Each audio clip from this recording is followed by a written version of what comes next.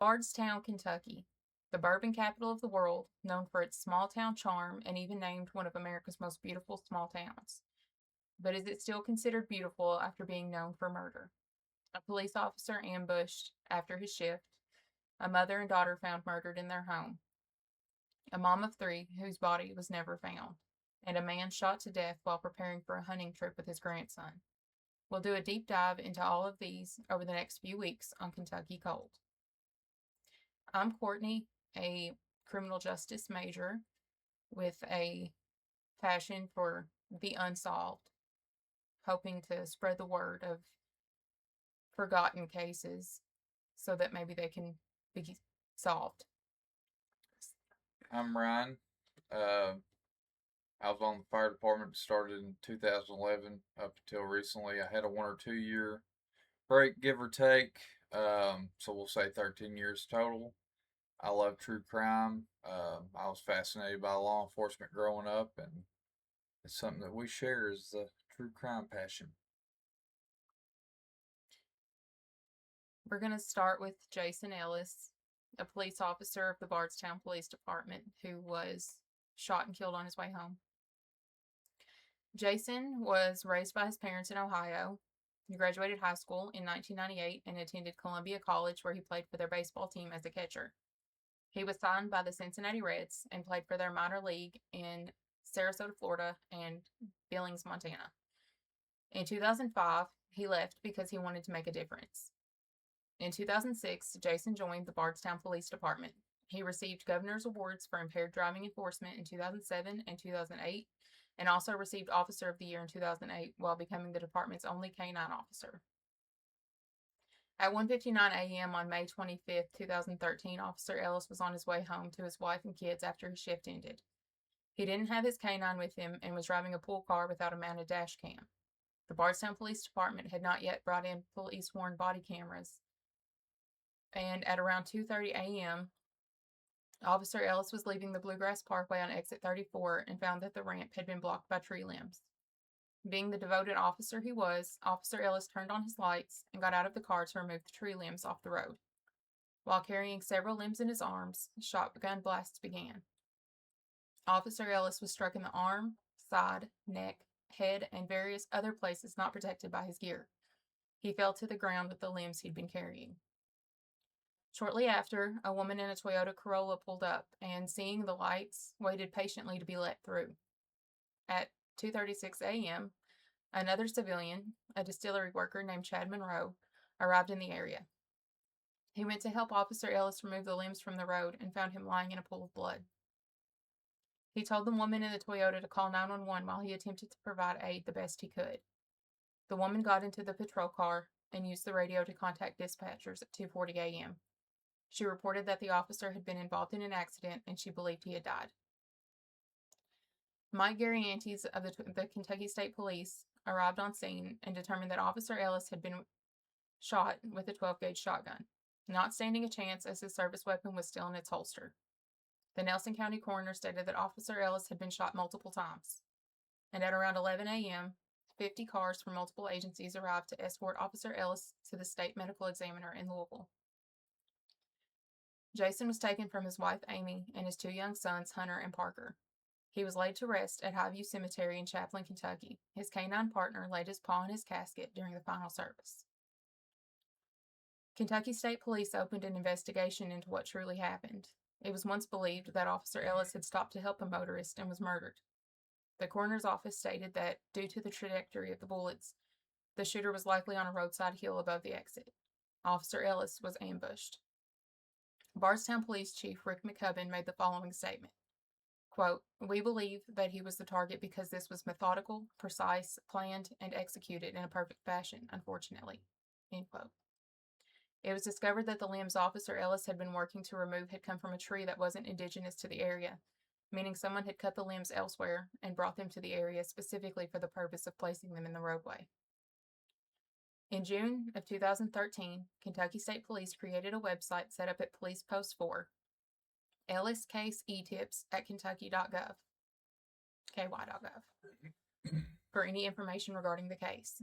By January of 2014, the reward for information had reached $250,000, but there had still been no information. In May of 2014, Kentucky State Police hired 2 officers to focus on the Ellis case. 2 retired officers. Officer Ellis's canine partner passed away just 2 days before the 4-year anniversary of his death. The canine's remains were buried near Officer Ellis in the same cemetery. As of this recording, the case is still unsolved, and a 13-mile stretch of the Bluegrass Parkway has been named for Officer Ellis. There are many theories surrounding what happened to Officer Ellis, none of which have provided solid evidence in the case. These range from drugs to blue on blue, but I have a theory of my own. It may not hold much weight, but I believe it's worth sharing. One of the more popular theories is that fellow officer Nick Houck killed Jason because they didn't get along and that it's being covered by the department. I don't think that's true, but I don't think it's completely inaccurate either. It's no secret that Jason Ellis and Nick Houck didn't get along with each other. It was well known in the department and made public after Officer Ellis's passing. Nick would have known Jason's routine.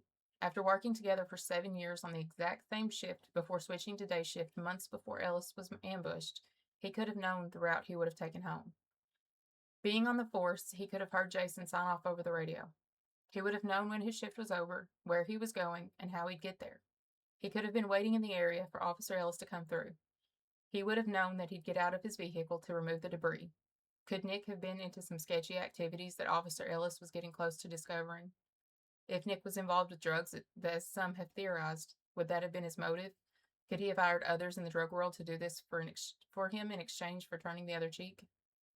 Did Nick really just dislike Jason that much?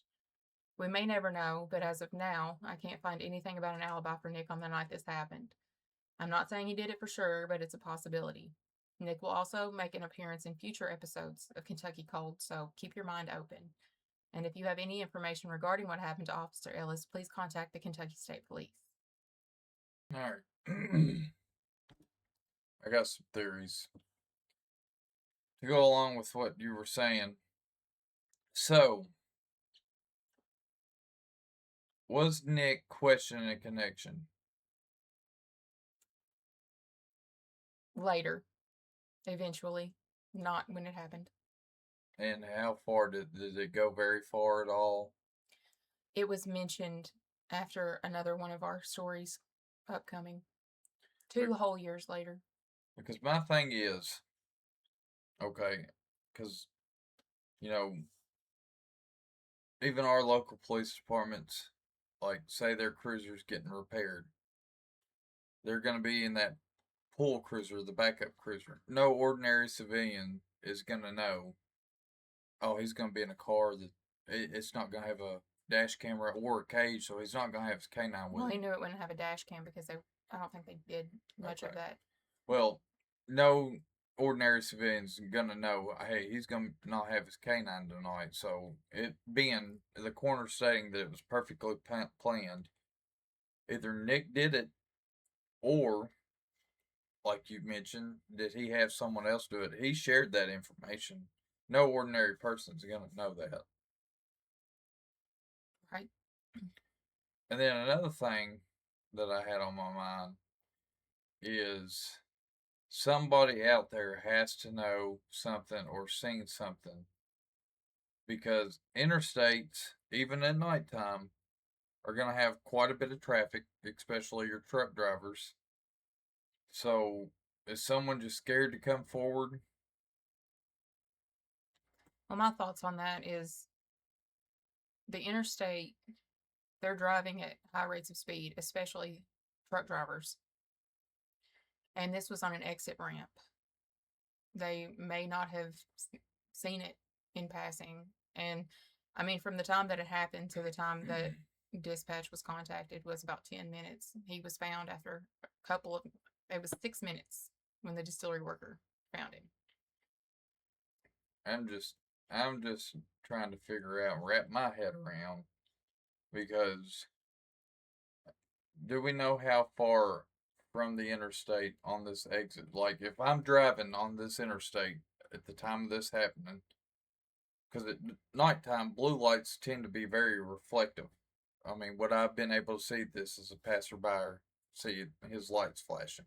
Well, they probably saw his lights flashing, but they probably didn't see him laying in a pool of blood on a dark highway. Well, what I'm getting at is if somebody, because the blue lights are going to catch your eye, people tend to look.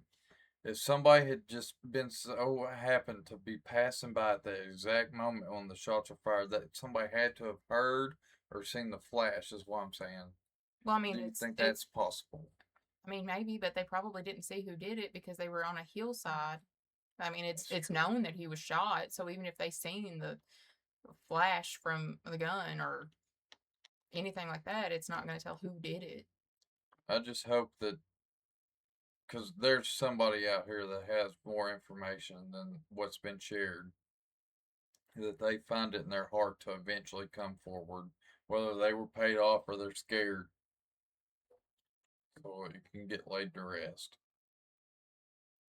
No, what the scared people need to know is that they can leave tips anonymously, and because of this being a case involving a police officer, they can probably request protection until everything's finished.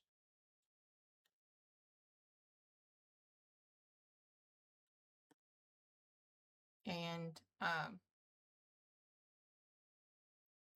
as far as somebody having information, I think somebody did have information, and that somebody's dead now.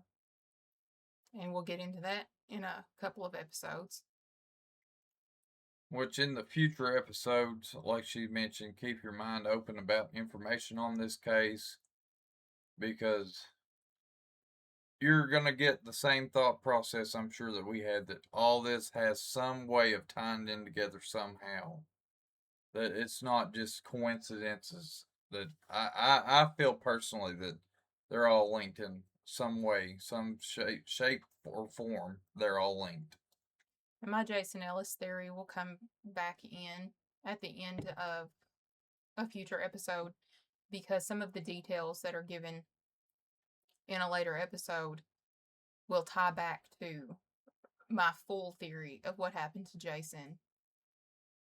And I just don't want to give too much away right now because we've not given that backstory yet. So giving my full theory wouldn't really make a whole lot of sense. But not the next episode, but the episode after that, we'll be able to really get into more of this, because then that whole story is going to be out. And then the final episode of this series, that'll finish it off and completely tie it together. And Nick will be mentioned in 2 of the next 3 videos. Yeah, so remember his name. He's a real scumbag. He'll get mentioned. I mean, you won't have to remember his name, just remember where you heard it from. Ties back to the first video. And remember, he's a scumbag. Alleged. We're not making accusations here. We got theories. My theory is he's a scumbag. Allegedly.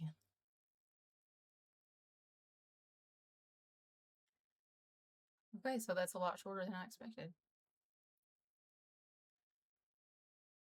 But okay, hopefully we'll have a new video every Friday. Kind of a forgotten Friday kind of thing. This will only be cold cases around the state of Kentucky.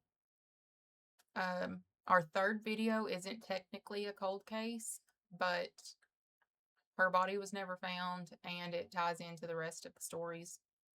So I feel like it needs to be mentioned. But we're also, after this little Bardstown 5 series, we'll be talking about a lot of lesser known cases, the ones that are seemingly truly forgotten. And we want to shine the spotlight on those, and maybe somebody can come forward. Maybe somebody will see this and they'll have information, and we can possibly at least lead to new information. Even if we don't solve the cases, new information could come in handy. Any help is much appreciated. So thank you for watching, and we'll be back next Friday with Kentucky Cold.